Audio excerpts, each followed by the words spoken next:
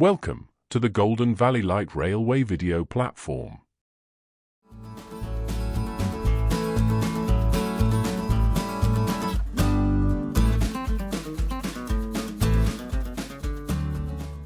This is a restoration blog video.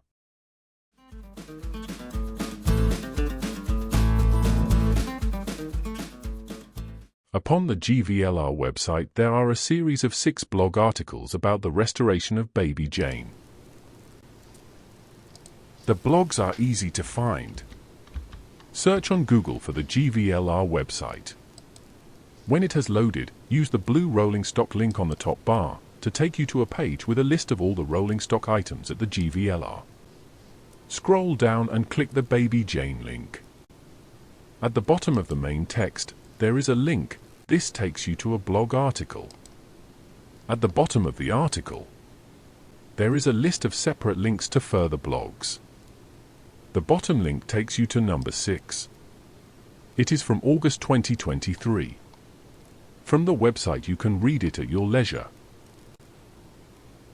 We are now, in a narrated video slideshow form, going to pick up the story with blog number 7. Baby Jane Restoration Blog. Number 7, November 2023. Following on from the previous article that saw the control box cover completed, I moved on to laying out and fitting the emergency stop and battery isolator switch and the battery cables from the control box to the inside of the battery box via a high amperage Anderson disconnector. The first thing I did was decide on a location for the disconnector that gave a smooth path for the thick cables but allowed for an accessible location that was able to facilitate the folding footplate.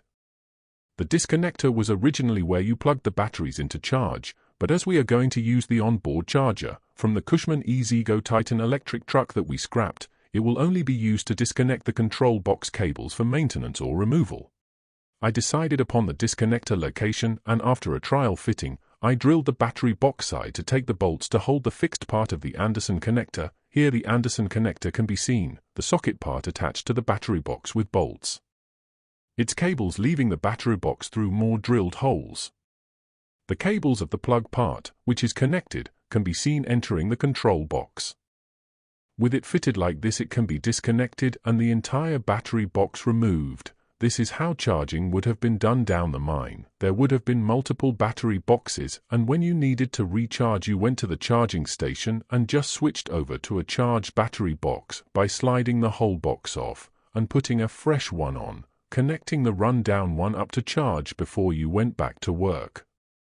The U-channel runners that facilitated sliding the battery box on and off, either side, can be seen. The holes at their ends once held quick-release clips. We will have to remake those.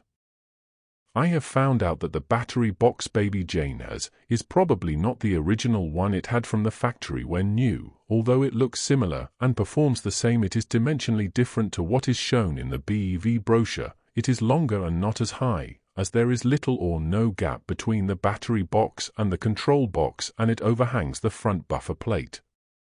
This became evident when I was planning the location of the connector, as originally it was on the rear face of the battery box, but we could not put it there as it would not fit.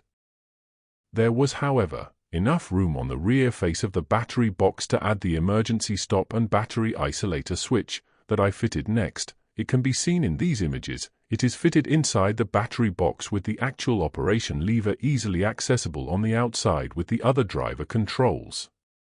I have, since these photos were taken, ordered grommets for the holes in the battery box to stop the cables chafing. We don't want a big flashbang when she is in use. As an aside, one Sunday morning, when I was shed master, I found Baby Jane over the pit and took the opportunity to snap these pictures. I think that it is interesting to see it from this usually hidden view. When underneath I noticed a loose motor mount bolt, which was duly tightened. When looking at battery box sizes and noticing that Baby Jane's box was unlike others, I found a set of photos on the internet that I had not previously seen. They were from 2016 and they showed the BEVWR5 at the Lee Bailey Light Railway, the LBLR, being moved and prepared for its first run with replacement, original contactors, sourced second-hand from Alan Keefe. those contactors reportedly being the last known stock in the country. I previously knew about this as Nicholas Harper from the LBLR had originally helped me to source the replacement alternate contactors that I have used in Baby Yane's control box. Interestingly, the photos showed the contactors and some of their wiring, which I found intriguing, as it was not quite like how I had worked out and put Baby Yane's together. Even though how I had done it theoretically worked, the position of the links between the contactors that I could see in the pictures were different to how I had worked them out. I spoke with Nicholas again and was put in contact with the LBLR chairman Ben Coulson, who had taken the photos, and after conversation via email and messenger, I planned and arranged a visit to see for myself how a known working BEVWR5 example like Baby Jane was wired up. A convenient date was set and a weekend away planned in the Forest of Dean for my wife and I. We stopped in the village of Clearwell, near the Clearwell Caves tourist attraction. When we arrived and everything was unlocked, I had a short tour of the facilities at the LBLR and chatted with Ben about their BEVWR5. It turns out that the iron mine on which the Clearwell Caves attraction is situated was its original home. In a shed, their BEVWR5 was up on blocks, having had final drive problems in 2020. This meant that the battery box was off, and access to the motor wiring was good, and I was able to probe the cables with my meter, take notes and photos to see how it was wired up. In these pictures of the loco taken as I was testing and mapping out its cables, you can see shots of the original Sevcon contactors that are rarer than hen's teeth, the second with the arc chutes removed. It was interesting to see that the interior of the box was painted cream like ours, and that the links between the contactors were made of a braided flat wire like a battery earth strap, not copper plate like I had used for ours. The contactors worked in an identical order to ours for the 3 speeds, so the cam was the same. All the motor wire positions where they exited the motor were the same, as I had worked out, although the 3 tag had dropped off one of the field winding cables, so they were labeled Y1, Y2, Y and Y4.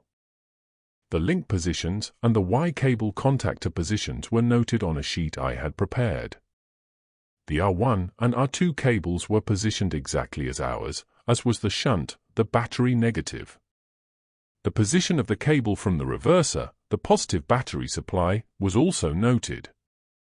I thanked Ben for allowing me to visit, and after a bit more chat headed home. That very evening, using my notes, I created an alternate wiring diagram and then put how theirs was wired up into the Circuit Wizard program that I used to test the function of how the cables are joined to the contactors and affect the field windings as the speeds are selected. It functioned exactly the same as how I had done it. I have since re-looked at the parts book that we have a copy of. The links shown there are as they were on the LBLR controller. I had previously noted this and knew it was not how I had worked it out. This had always bugged me, so I think I will make the changes and move the links so it is as originally designed. Altogether a successful trip, I think. I also noted where the loco data plate was attached to the frame on their BEVWR5. Other BEVWR5 locos that I have collected pictures of from the internet have a plate in a similar location. Unfortunately, I can also see in pictures that I have of Baby Jane there is no plate at that location, so I think her works number will remain a mystery. This progress has improved my confidence of success, so with a little more work, we will, I hope, soon be testing out the controller. Andy. That concludes this restoration blog. Please consider to like this video by checking the thumbs up symbol. You may want to subscribe to the channel to see further episodes and other content on the GVLR video platform.